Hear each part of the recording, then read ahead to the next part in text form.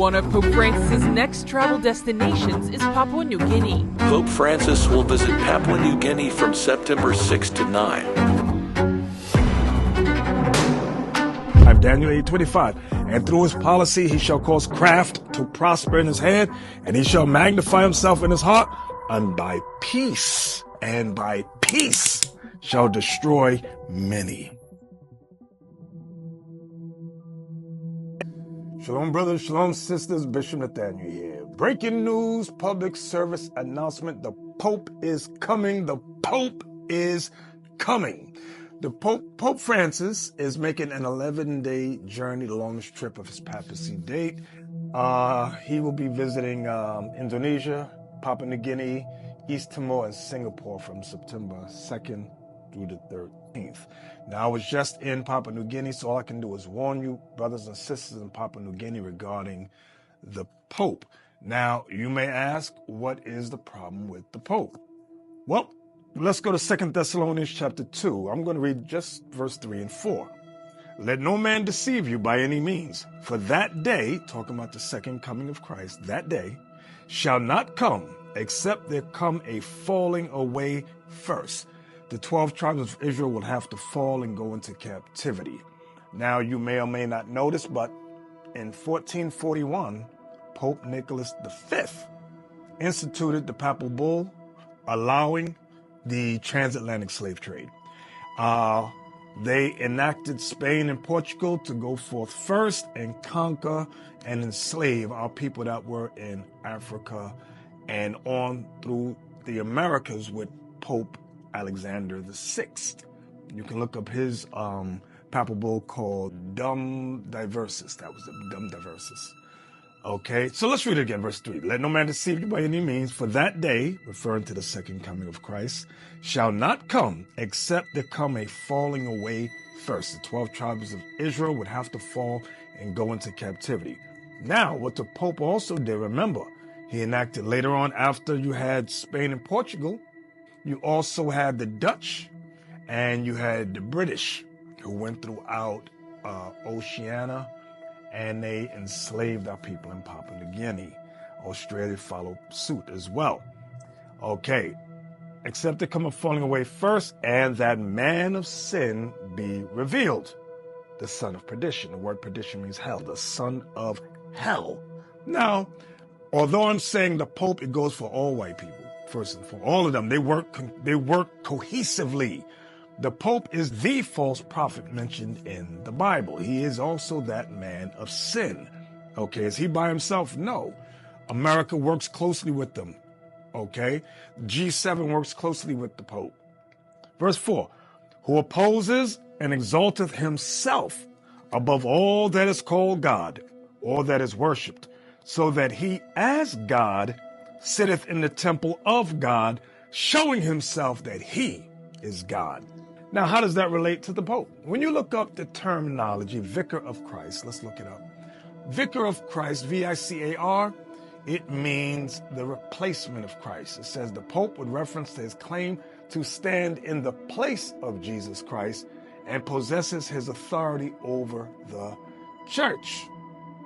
Why do Catholics call the Pope the Vicar of Christ? It says, again, the Pope stands in the place of Jesus himself as the Vicar of Christ on earth. Remember what verse 4 says, who opposes and exalts himself above all that is called God, or that is worship, so that he as God sitteth in the temple of God, showing himself that he is God. Watch this. Let's go to Daniel. Daniel chapter 8. Verse 23. Now, I could get more in detail in Thessalonians, but for today, I'm just going to briefly touch on certain things. Daniel 8:23. And in the latter time of their kingdom is talking about the white man's kingdom, from Rome all the way up to the United States of America. And in the latter time of their kingdom, when the transgressors are come to the full, you see transgressions coming to the full now, a king of fierce countenance, and understanding dark sentences shall stand up. Now, when you look at the Pope, he was just some time ago, he was at the World Economic Forum, and it reads, Pope Francis says peace calls for more than setting aside instruments of war. It demands addressing the injustices that are the root causes of conflict. Now, the Pope has been a root cause of all world conflicts, first and foremost, but he's not dealing with that.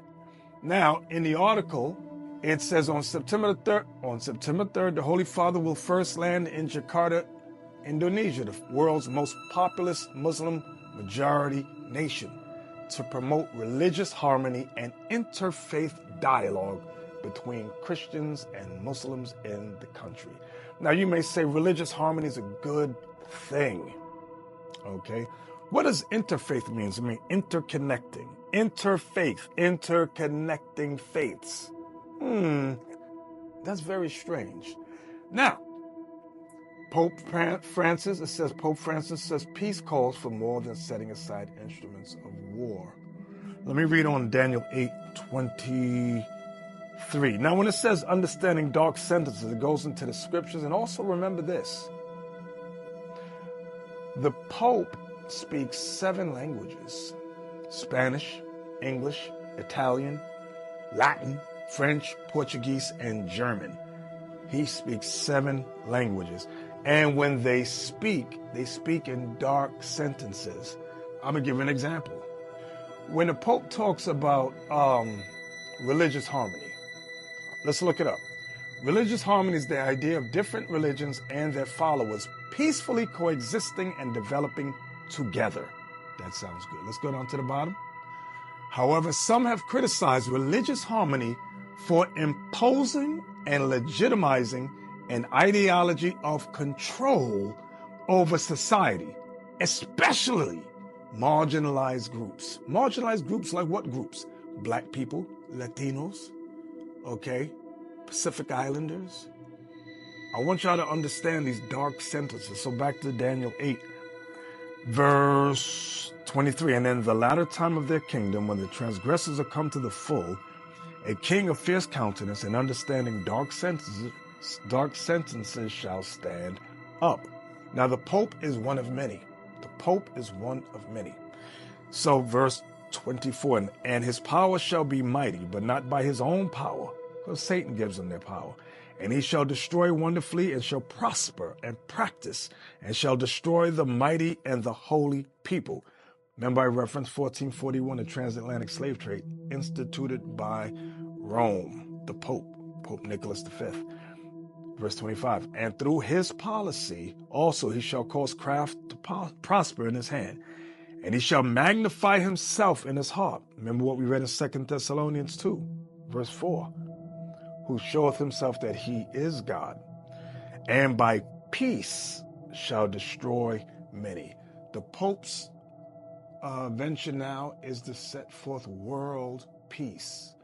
That's why I said to promote religious harmony and interfaith dialogue between Christians and Muslims. Now, the World Economic Forum, he addressed it. The World Economic Forum is made up of the world's elites, primarily European elite millionaires, billionaires, and trillionaires. Understand what's going on here, brothers and sisters. Understand. Remember, the popes changed the seventh-day Sabbath to Sunday. That's what they did. That's what they did. They also are the ones that instituted Caucasian Jesus. His birth was immaculate and born on December 25th, none of which is biblical.